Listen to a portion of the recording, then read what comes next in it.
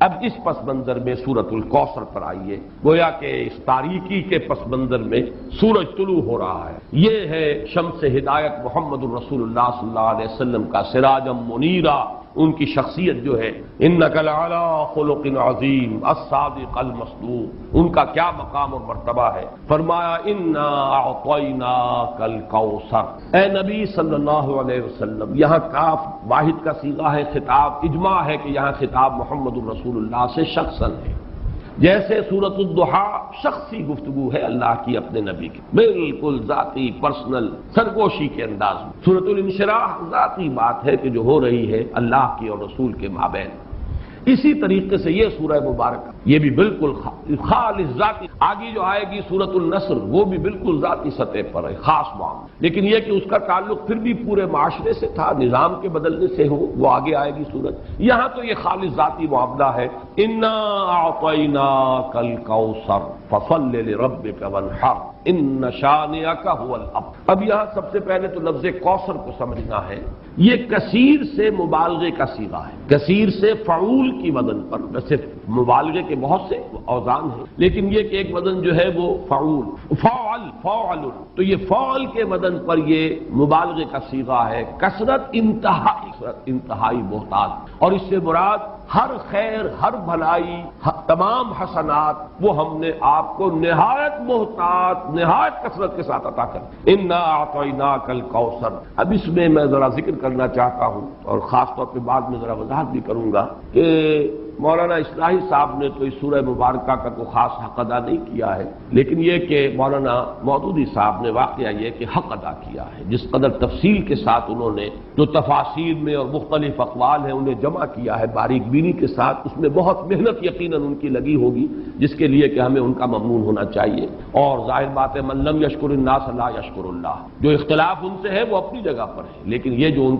ان کی خدمت ہے اس کی قدر کرنا، اور اس کا اگر کوئی فیض کسی کو پہنچے اس پر شکر کرنا، ان کے لیے دعائے خیر کرنا، یہ واجب۔ انہوں نے جو گنتی کی ہے کہ حضور کو کیا کیا خیر اللہ نے عطا فرمائے، اب ایک تو یہ ہے کہ اس کو عام پر جو ہے وہ ملحوظ کیا جائے، اور ایک ہے خاص روایات کے حوالے سے اس کا کیا مفہوم سامنے آتا ہے، تو وہی لغوی بات، اور پھر یہ کہ جو معصور ہے اور منقول ہے مفہوم کوثر کا، یہ دونوں میں آپ کے سامنے رکھ رہا ہوں۔ سب سے پہلی شے جو اللہ نے محمد الرسول اللہ کو کثرت سے عطا فرمائی وہ اخلاق حسنہ، اس لیے کہ دوسری ہی وحی میں فرمایا وَإِنَّكَ لَعَلَىٰ خُلُقٍ عَظِيمٍ، جس کا لوہا جو ہے وہ خود کفار قریش نے مانا الصادق الامین۔ ابو جہل بھی یہ نہیں کہہ سکا کہ محمد نے کبھی جھوٹ بولا، صاف مانا اس نے صلی اللہ علیہ وسلم کہ انہوں نے کبھی جھوٹ نہیں۔ پھر یہ کہ سب سے بڑا خیر نبوت اور رسالت، نبوت رسالت رحمت ہے، اور رحمت للعالمین بنا کر محمد الرسول اللہ صلی اللہ علیہ وسلم بھیجے گئے۔ تو یہ خیر کثیر، یہ خیر جو ہے نبوت اور رحمت، یہ اپنے منطقی انتہا کو پہنچی ہے، اپنے تکمیلی مرتبے کو پہنچی ہے محمد الرسول اللہ صلی اللہ علیہ وسلم کی شخصیت مبارکہ میں۔ اس اعتبار سے یہ دوسرا ہے۔ پھر جو تعلیمات آپ لے کر آئے، سب سے بڑی شے توحید، پھر وہ نظام توحید، وہ نظام توحید جس کا کہ سیاسی سطح پر اس کا نظام خلافت کا ہے، معاشیات میں اس کا نظام امانت اور کفالت کا ہے، یہ سارا نظام جو دیا یہ سب سے بڑا خیر ہے جس کی ضرورت ہے آج نوع انسانی۔ چنانچہ میں نے اسی کتاب میں نبی اکرم صلی اللہ علیہ وسلم کا مقصد بعثت، اس میں اس پر بحث کی ہے۔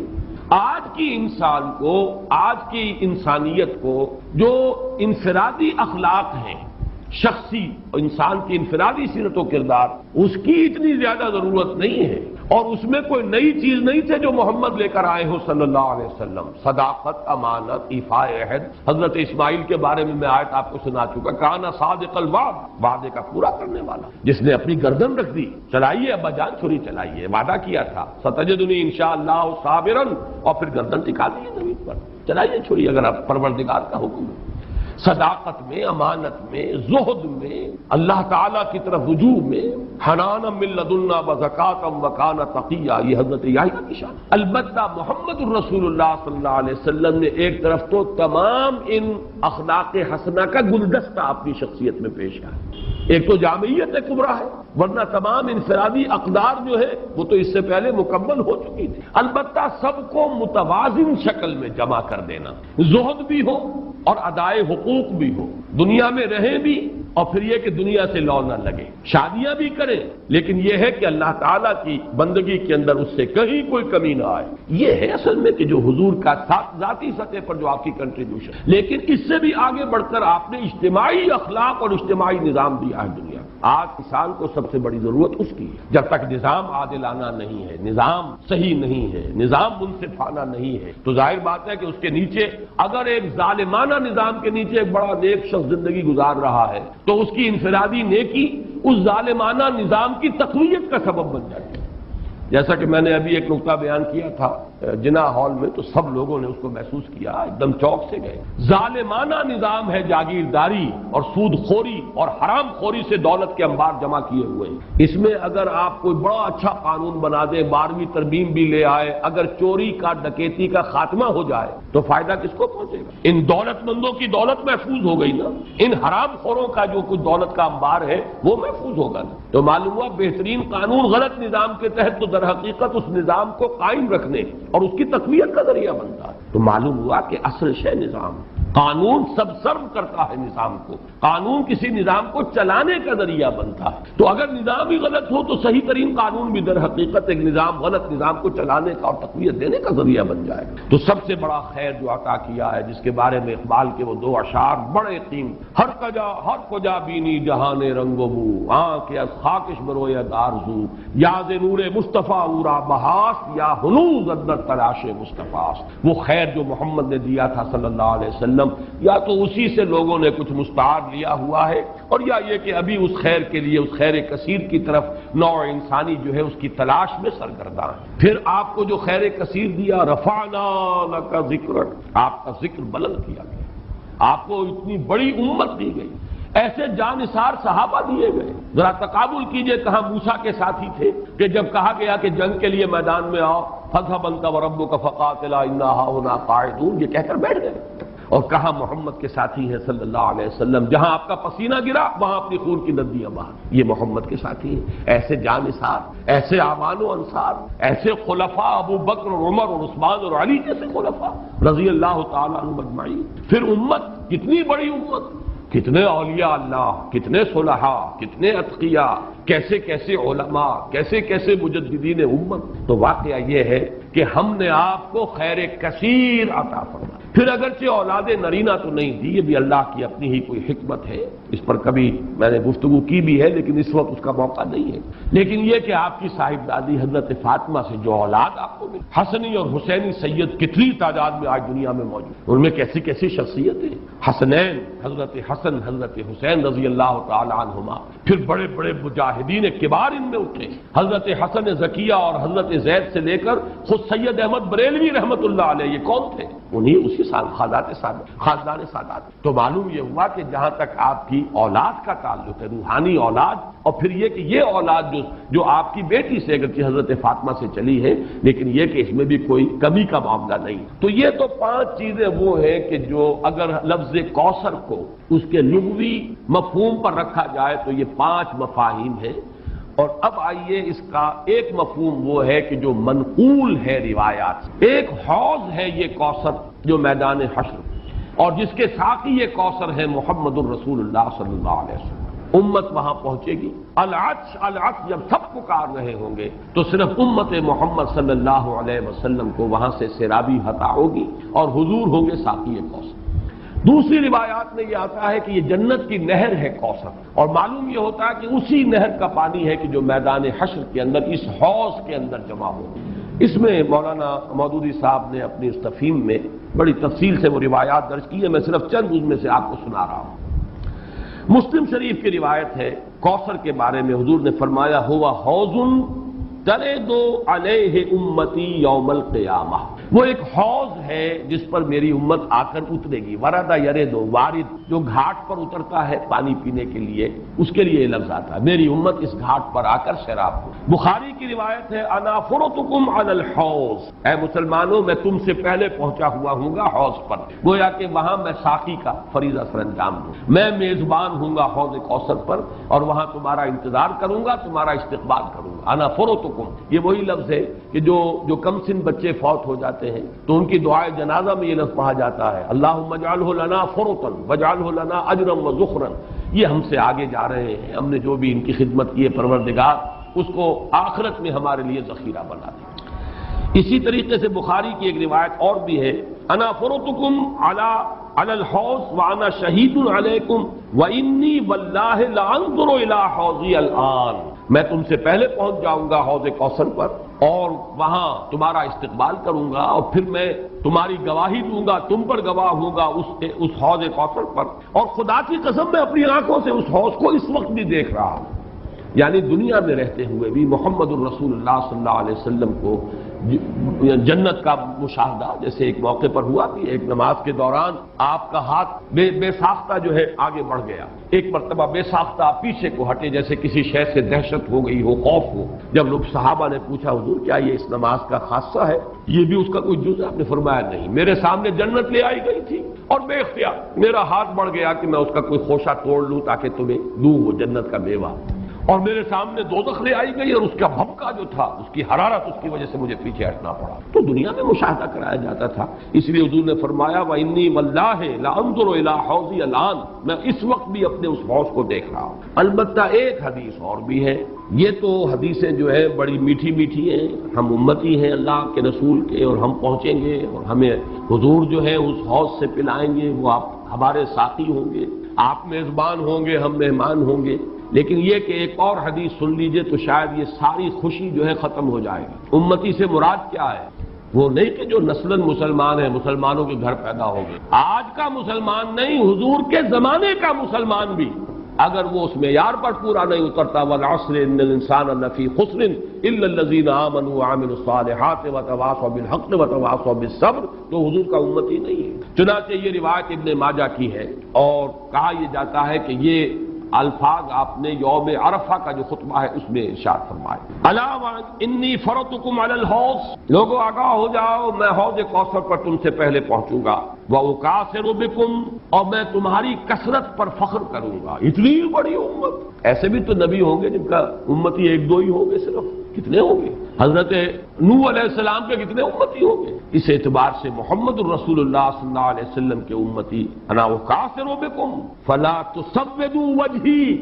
تو دیکھنا اس روز میرا منہ کالا نہ کر دینا، میرا چہرہ جو ہے تمہارے اعمال کی وجہ سے مجھے پشیمانی نہ ہو، میرا چہرہ جو ہے سیاہ نہ کرنا، یہ صدمے اور رنج سے جو چہرہ سیاہ ہو جائے، جو قرآن مجید میں آیا یوم تبیض وجوہ وتسود وجوہ، جس دن بہت سے چہرے بہت سے روشن ہوں گے، تر و تازہ ہوں گے، تابناک، اور بہت سے چہروں پر سیاہی تھپی ہوئی ہوگی۔ فلا تسودوا وجہی انی مستنقذ اناسا ومستنقذ اناس منی، بہت سے لوگوں کو میں چھڑانے کی کوشش کروں گا فرشتوں سے، وہ پکڑ کر لے جانا چاہیں گے، اور بہت سے لوگ مجھ سے چھڑا لیے جائیں گے، لے جائے جائیں گے، وہ میرے امتی نہیں ہوں گے۔ فاقول یا رب اصحابی، میں کہوں گا اے رب یہ تو میرے ساتھی تھے، یہ تو میرے اصحاب میں سے تھے، اور اللہ تعالیٰ فرمائے گا فیقول انک لا تدری ما احدثوا بعدک، اے نبی آپ کو پتہ نہیں آپ کے بعد انہوں نے کیا کیا ہے، کون کون سی شرارتوں میں حصہ لیا ہے، کیا چیزیں پیدا کی۔ حضور کے زمانے کے کتنے مسلمان ہوں گے جو بعد میں مسلمہ پر ایمان لے آئے، کافر ہو گئے؟ کتنے لوگ ہوں گے جب وہ داخل ہو رہے تھے، جو اگلی صورت ہم پڑھیں گے، اذا جاء نصر اللہ والفتح ورأیت الناس يدخلون فی دین اللہ افواجا، ان میں سے کتنے یخرجون من اللہ من دین اللہ افواجا ہو گئے، فوج کے فوج، قبیلے کے قبیلے، پورے کے پورے، یا زکوٰۃ کے منکر ہو کر کافر ہو گئے، اور یا یہ کہ نبی جھوٹے نبیوں کو مان کر کافر ہو گئے۔ تو اے نبی یہ آپ کے امتی نہیں ہے۔ پھر یہ کہ جنہوں نے بھی احدثوا بدعات ایجاد، وہ چیزیں جس کو فرمایا گیا ہے من احدث فی امرنا ھذا ما لیس منہ فہو رد، جو شخص ہمارے دین کے اندر کوئی چیز نئی بدعت، نئی شے ایجاد کرے گا جو اس میں سے نہیں ہے اصلا، وہ مردود، اور وہ شے بھی مردود۔ تو اللہ تعالی ہمیں اس انجام بد سے بچائے کہ ہم تو وہاں پر پہنچے حوض کوثر پر کہ حضور صلی اللہ علیہ وسلم کے ہم مہمان اور آپ ہمارے میزبان، اور فرشتے ہمیں کھینچ کر لے جائیں، اور حضور بھی پکارتے رہ جائیں میری امت ہے کہاں لے کر جا رہے ہو، اور آپ کو جواب ملے کہ نہیں اے نبی آپ کو معلوم نہیں، فیقول انک لا تدری ما احدث بعدک، اے نبی آپ کو پتہ نہیں آپ کے پیچھے کیا کر۔ اس سے ان لوگوں کے خیال کی بھی نفی ہو جانی چاہیے جو سمجھتے ہیں کہ ہر شے جو ہے بعد میں جو ہوئی ہے وہ حضور کے علم میں ہے، ورنہ تو یہ الفاظ کہتے ہیں آپ کو پتہ نہیں انہوں نے آپ کے بعد کیا کیا ہے۔ جو بھی اللہ بتاتا ہے، جو چیز پہنچانا چاہتا ہے پہنچتی ہے، جیسے آپ کی حیات دنیاوی کے دوران بھی جو اللہ علم دیتا تھا آپ کو علم ہو جاتا تھا جو اللہ تعالیٰ کی طرف سے نہیں دیا گیا، تو اس معاملے میں آپ بشر ہیں، انسان ہیں، بات آپ کو معلوم نہیں۔ بعد میں بھی جو چیزیں اللہ اب بھی عالم برزخ میں محمد الرسول اللہ کا جو بھی مقام ہے، جو کچھ اللہ پیش کرتا ہے پہنچاتا ہے، پہنچتی ہے بات، لیکن جو اللہ نہیں پہنچاتا حضور کے پاس اپنا کوئی اختیار نہیں ہے کہ وہ ان تمام چیزوں کو جان لے۔ ورنہ یہ الفاظ جو ہے کہ آپ کو نہیں معلوم، انک لا تدری ما احدثوا بعدک، اپنے زمانے کے لوگوں کا بھی جو بعد میں حشر ہوا وہ اس حدیث کی روح سے ثابت ہو رہا ہے کہ حضور کو بتایا جائے گا کہ آپ کو معلوم نہیں، آپ دھوکہ نہ کھائیں کہ یہ آپ کے زمانے میں ایمان لے آئے تھے لہذا آپ کے صحابی ہیں، بعد میں جو کچھ انہوں نے کیا ہے وہ آپ کو معلوم۔ بہرحال یہ ہے حوض کوثر اور وہ نہر کوثر جو حضور کو عطا فرمائی گئی۔ میں بعض روایات میں آتا ہے خاص طور پر کہ اس کی لمبائی اتنی ہوگی جتنی ایلاک جو یہ بندرگاہ ہے جس سے کہ سن 67 کی جنگ شروع ہوئی تھی، بلاکیٹ کر دیا تھا صدر ناصر نے، تو سن 67 کی عرب اسرائیل جنگ شروع ہوئی۔ یہ خلیج ایلا کے بالکل ٹپ کے اوپر جا کر بحر احمر جو ہے ریڈ سی اوپر جا کر تقسیم ہو جاتا ہے دو کھاڑیاں، ایک خلیج سویس ہے مغرب کی طرف جا رہی ہے شمال مغرب کی طرف، ایک ہے یہ خلیج عقبہ اور یہ ہے در حقیقت جو کہ شمال مشرق کی طرف جا رہی ہے۔ اس کے ٹپ پر یہ ایلا اور یہی وہ جگہ ہے جہاں پر کہ وہ یہود کا وہ قبیلہ آباد تھا جنہوں نے کہ شریعت کا مذاق اڑایا تھا اور پھر انہیں بندر بنا دیا گیا۔ یہاں سے لے کر عدن تک یعنی کل بحیرہ احمر جو ہے ریڈ سی اس کی لمبائی اس حوض کی لمبائی ہوگی،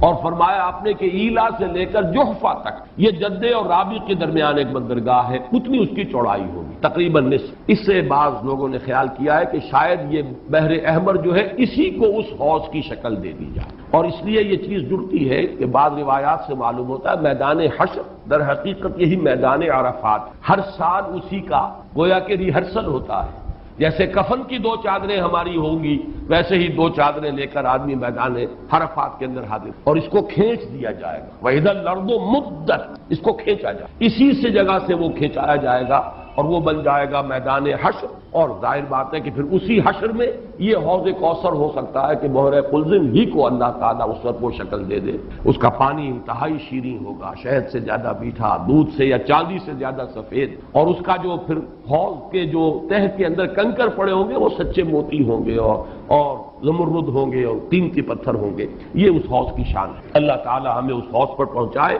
اور محمد الرسول اللہ صلی اللہ علیہ وسلم کے دستے مبارک سے ہماری وہ جو اس وقت کی تشنگی ہوگی اسے سیرابی عطا فرمائے۔ انا اعطیناک الکوثر، میں نے لفظ کوثر کے ضمن میں دونوں باتیں عرض کر دی، اس کو لغوی اصل پر رکھیے تو وہ سب کوثر ہے، ساری خیرات و حسنات جو اللہ نے عطا فرمائی، اور ان روایات کی روح سے پھر یہ کوثر۔ مولانا فراہی رحمۃ اللہ علیہ نے یہ کہا ہے کہ یہ اصل میں خود بیت اللہ جو ہے یہی کوثر ہے، اس کے گرد جو ہے پیاسے جمع ہوتے ہیں، حاجی طواف کرتے ہیں۔ بہرحال یہ بھی ایک وجدانی قسم کی تعبیر ہے اور اس کے اندر بھی کوئی غلط بات نہیں ہو سکتی، اس لیے کہ جب میدان حشر عرفات ہی کو کھینچ کر بنایا جائے گا تو یہ جو کالے پتھروں کا گھر جو ہے اس کی بھی اصل شان اس وقت ظاہر ہوگی۔ یہ بھی تو زمین پر بیت المعمور کی اصل میں علامت ہے، جو ساتویں آسمان پر والبیت المعمور، وہ بیت المعمور کی کا یہ سمبل ہے اس زمین کے اوپر جو مادی شکل میں ہمارے سامنے موجود ہے، تو اس تعبیر میں بھی کوئی بات حرج والی نہیں۔ انا اعطیناک الکوثر فصل لربک وانحر، بس اے نبی صلی اللہ علیہ وسلم آپ اپنے رب کے لیے نماز پڑھیں۔ اب ذرا دیکھیے کہ سورہ علق میں بھی آخر میں جو الفاظ آئے کہ آپ پرواہ نہ کریں اس مخالف کی، اس ابو جہل کی پرواہ نہ کریں، اپنے رب کے لیے سجدہ کیجئے اور قریب ہو جائے، ان سے بالکل مستغنی ہو جائیے، یہ آپ کا کچھ نہیں بگاڑ سکتے۔ ان کی مخالفت وقتی طور پر تو آزمائشیں پیدا کرے گی، خود آپ کے لیے بھی اور آپ کے ساتھیوں کے لیے بھی، لیکن اس کا کوئی مستقل اثر نہیں ہوگا، آپ کے قدم آگے بڑھتے چلے جائیں گے، کامیابی آپ کے قدم چومے گی، آپ کا یہ دین جو ہے جو اللہ نے آپ کو دے کر بھیجا ہے یہ دین غالب ہوگا، اس کو غلبہ حاصل ہوگا، آپ کی امت کے لیے دنیا میں خیرات و برکات کے جو ہے خزانے کھول دیے جائیں گے۔ بس اپنے رب کے لیے نماز پڑھیں۔ اب یہ یہاں پر مراد نماز سے وہ نماز ہے جو حضور کو عطا ہوئی اور جو حضور کی وساطت سے ہمیں عطا، یہ وہ نماز ہے جس کا نظام ہے یہ 5 وقتہ نماز، یہ تو فرض ہے اور 3 اوقات اور ہیں جن میں نوافل ہیں، پھر ہر فرض نماز کے ساتھ بھی فرضوں کے ساتھ اس کے رواتب جن کو کہا جاتا ہے، یہ نظام ہر نماز کی رکعت کی ایک ترتیب ہے، اس کے ارکان ہیں، یہ تمام اس کے اوقات ہیں، ان کی پابندی، اس کے قوانین، قواعد و ضوابط کا پورا لحاظ رکھتے ہوئے یہ ہے فصل لربک، اپنے رب کے لیے نماز پڑھیے، وانحر، اور اونٹ جو ہے نہر کیجئے، اللہ کی راہ میں قربانی کرتے رہے۔ اس دونوں الفاظ کو جوڑ کر ایک نتیجہ نکالا ہے بعض حضرات نے کہ اس سے مراد خاص طور پر بقرعید کی نماز اور اس کے بعد جو نہر کیا جاتا ہے، آ کر قربانی دی جاتی ہے، تو یہ اس سے مراد ہے۔ لیکن یہ بھی میں سمجھتا ہوں کہ صرف ایک ذوقی سی بات ہے، ورنہ جو پس منظر ہے بالکل ابتدائی زمانے کی یہ صورتیں ہیں۔ اس وقت نہ بقرعید تھی، البتہ یہ چیزیں موجود تھیں، نماز آپ کو دے دی گئی اسی وقت، اور ظاہر بات ہے کہ جب تک آپ مکے میں رہے یقیناً آپ ہر سال حج کرتے رہے۔ کیسے ممکن ہے کہ آپ حج نہ کریں جب اسی کعبے کا طواف کر رہے تھے جس میں 360 بت تھے، وہیں کھڑے ہو کر نماز پڑھتے تھے اور سجدہ کرتے تھے جہاں دائیں بائیں بت رکھے تھے۔ تو حج کے معاملے میں تو ایسی کوئی شے تھی بھی نہیں۔ مینا میں جانا ہے، عرفات میں جانا ہے، مزدلفہ میں، یا جو بھی ان کا باقی رہ گیا تھا، تو ہر سال آپ حج بھی کرتے ہوں گے، اور یقیناً بہت سے اونٹ آپ قربان بھی کرتے ہوں گے۔ آپ نے حجۃ الوداع میں 100 اونٹ نہر کیے ہیں، جن میں سے 63 اپنے دستے مبارک سے نہر فرمایا، اور بقیہ 37 حضرت علی نے آپ کی طرف سے کی۔ 100 اونٹ، تو اس سے اندازہ کیجئے کہ جو ابتدائی دور ہے، یہ صورتیں جب نازل ہو رہی ہیں اس وقت تو حضور کی جو ہے مالی حالت بھی بہت اچھی تھی۔ حضرت خدیجہ متمول ترین خاتون عرب کی، وہ آپ کے حوالہ عقد میں تھی، اس اعتبار سے یقیناً اس وقت بھی آپ نہر کرتے ہوں گے۔ اور نہر جیسا کہ میں بیان کر چکا ہوں، اس دور میں غریبوں کو کھانا کھلانا، گوشت کا بانٹ دینا، وہ یہ در حقیقت ان کے ہاں سخاوت کا سب سے بڑا مظہر۔ فصل لربک وانحر، تو اے نبی آپ کو شکرانے میں وہ سارا خیر کثیر جو آپ کو عطا ہوا ہے، اسی لیے دیکھیے وہ نماز تہجد جب آپ پڑھتے تھے اور اتنی طویل رکعتیں پڑھتے تھے کہ آپ کے پاؤں متورم ہو جاتے تھے، تو لوگوں نے کہا حضور آپ اپنے اوپر اتنا تشدد کیوں کر رہے ہیں؟ آپ پہ تو اول تو کوئی گناہ ہے نہیں، کوئی آپ کے مقام کے اعتبار سے اگر کسی شے کو کہا جائے کہ کوئی فروگزاشت ہے تو اللہ تعالیٰ اس کی بھی معافی کا اعلان کر چکا، تو پھر آپ کیوں مشقت جھیل؟ تو جواب آپ کا کیا تھا؟ افلا اکون عبدا شکورا، تو کیا میں اپنے رب کا ایک شکر گزار بندہ نہ بنوں؟ میری یہ نماز شکرانے کی نماز ہے، میں اپنے رب کا شکر ادا کر رہا ہوں، اس نے جو مجھے خیر کثیر عطا فرمایا، اب جس درجے کا وہ خیر کثیر ہے اسی درجے کا شکر مجھے اپنی امکانی حد تک ادا کرنا ہے۔ تو فصل لربک وانحر یہاں شکرانے کے طور پر ہے، انا اعطیناک الکوثر فصل لربک وانحر ان شانئک هو الابتر، یقیناً جو آپ کا دشمن ہے وہی ابتر ہے۔ اس ابتر کے لفظ کی مجھے وضاحت کرنی ہوگی۔ شنا، شین، نون اور حمزہ آتا دشمنی کے لیے، ولا یجرمنکم شنآن قوم علی الا تعدلوا اعدلوا هو اقرب للتقوی، کسی دشمنی کسی قوم کی تمہیں آمادہ نہ کر دے کہ تم عدل سے راستہ جو ہے اپنا بدل لو اور دستکش ہو جاؤ، عدل پر رہو، چاہے تمہارا دشمن ہے اس کے ساتھ بھی ساتھ۔ تو یہ شان یہ ہے، اس کے معنی دشمن، ان شانئک هو الابتر، یقیناً آپ کا دشمن ہی ابتر ہے۔ ابتر کے معنی کیا ہے؟ با تا را کا مادہ آتا ہے بطر، کسی شے سے کٹ جانا، خاص طور پر ایک درخت ہے اس کی شاخ کٹ گئی، علیحدہ ہو گئی، شاخ بریدہ، ظاہر بات ہے اب اس کے لیے زندگی نہیں ہے، جب تک درخت سے جڑی ہوئی تھی اس کے لیے تر و تازگی تھی، وہ بڑھے گی، اس پر پھل بھی آتا اگر وہ آم کا درخت تھا، اب جب کٹ گئی تو اب وہ سوکھے گی، ختم ہو جائے گی، اس کے لیے کوئی تر و تازگی نہیں ہے، اس کا کوئی شاندار مستقبل نہیں۔ تو